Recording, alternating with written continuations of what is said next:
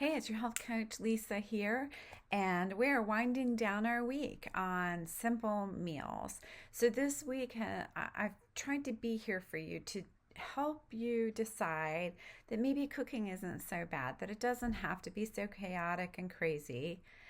And if you love cooking like I do, then hopefully this week just reminds you of how to find a good pace to help you in the planning and executing of your week. And if you really don't like it, I hope you'll like it just a little bit more by the end of this week. So just to recap, this week we talked about having a plan. That's just so important, is to start with an idea of what you're going to cook this week. Having sources that you can trust. Maybe you're not the best at being able to determine if a meal is going to taste good. Some people are really good at it and some people aren't. That's fine. And so you need to know that your sources are good and that you trust them. Pay attention to the stars that are there. If it's like 3 stars, maybe pick a different recipe. And then we talked about going old school. So think about like when your parents were young, that if you can't decide what to do, you can do just a protein, a starch, a vegetable. I just start somewhere. Now, I want to encourage you on this, and I probably should have said this on the other video, is that maybe your pattern has been something like boiled chicken, boiled potatoes, and a pile of peas. That is dinner, okay? But I want to impart an enjoyment to you so that when you think about dinner, it isn't just filling the hole in our bellies, okay, made a meal, check the box, no one's starving. But let's think about making it tasty and enjoyable, and that you want to enjoy the flavors. And like we talked about mindfulness, about how can you think about how the aromas impact you, how does it feel in your mouth, what does it taste like.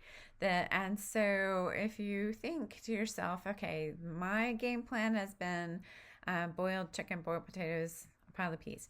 So then think to yourself, what am I going to do with this chicken? Maybe I could branch out. So you could put it in the search bar, easy, creative chicken dishes. I pick one that you like. And then for the potatoes, and the peas, this is where seasonings come in. Could you do something like, I use my air fryer all the time, but you can use the oven to do this. Oven baked fries with Cajun seasoning. Or, I'm not sure how you say it, but I use it all the time and I should know, za'atar spice is great on potatoes. Another one is tomato powder, and salt and pepper is really good on potatoes. And so add seasonings to your potatoes when you bake them, or even after the finish for a boil too. So for your peas, this is the same thing. Try adding a little lemon juice, and then cracked pepper, maybe a little thyme or something. You're going to think about, how can I have a little fun with these meals and up this game a little bit. So that's what we talked about yesterday, upping the game. And so you want to talk about having fun. So when my children were small, they weren't picky eaters. They just would rather do other things. They were busy playing and didn't particularly want to stop and take time to eat. So I started doing things like making snacks, carrot sticks and celery and grapes and things, and putting it on china dishes.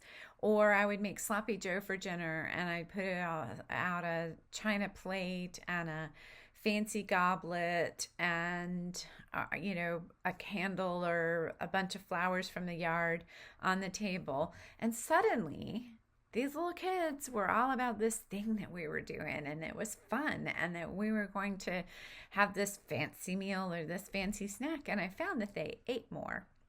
So for my not big eaters, it was really great. But you know what? Adults like it too. So, matter of fact, my grown son still puts his snacks on china plates and things because he grew up thinking it was a fun thing to do. So some of the things that I do to make it fun is every once in a while I will pull out the china. I heard someone years ago say that there is no one more important at your table than those that are in your family. And that's so true. These are people that connect to your heart. They're part of your everyday life.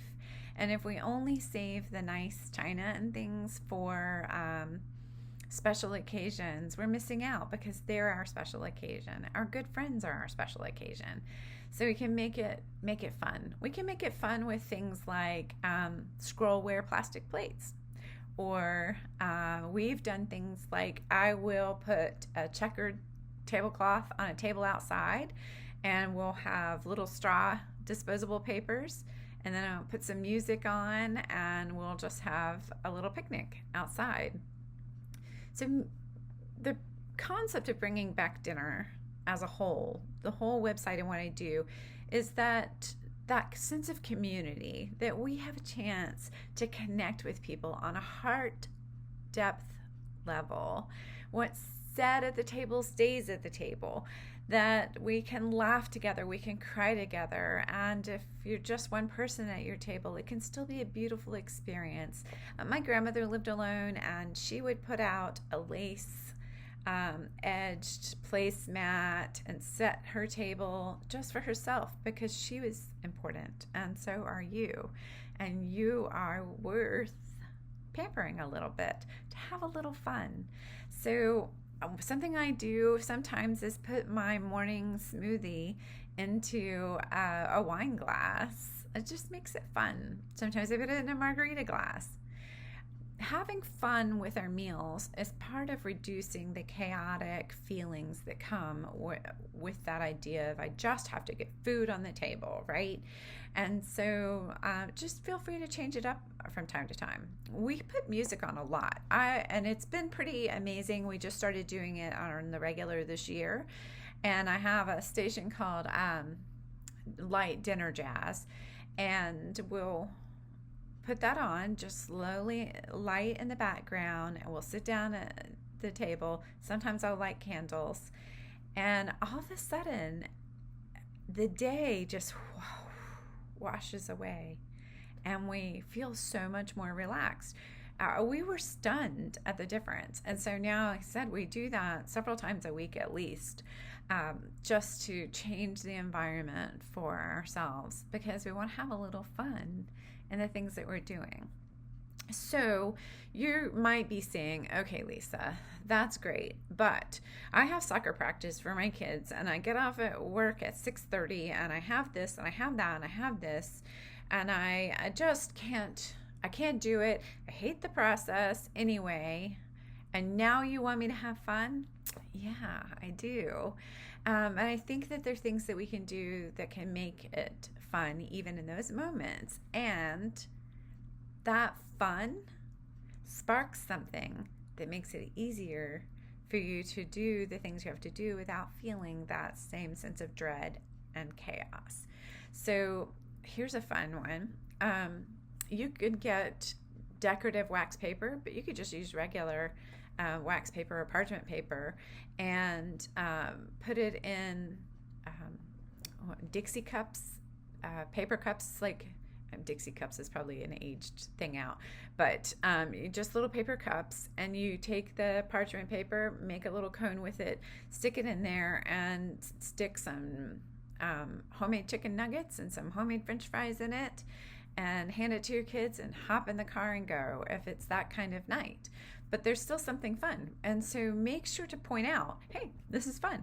Like, okay, guys, I know we have to get off to practice today, but today we're pretending we're at the circus or at a festival. And so here are your chicken nuggets and fries in your festival cup. And suddenly the view changes in everybody's mind that we've changed the narrative around it. So your challenge for today is to think of one fun way that you want to have dinner this week. Feel free to drop it in the comments and share it, because we can all get ideas from each other and really enjoy that exchange, because you're going to think of something I've never thought of before. and we'll just learn from each other. So make it fun, enjoy, and I hope that as this week's going on, you're feeling a little less chaotic, a little bit like you can make a simple meal without dreading it. And we'll see what else we can do to help you tomorrow.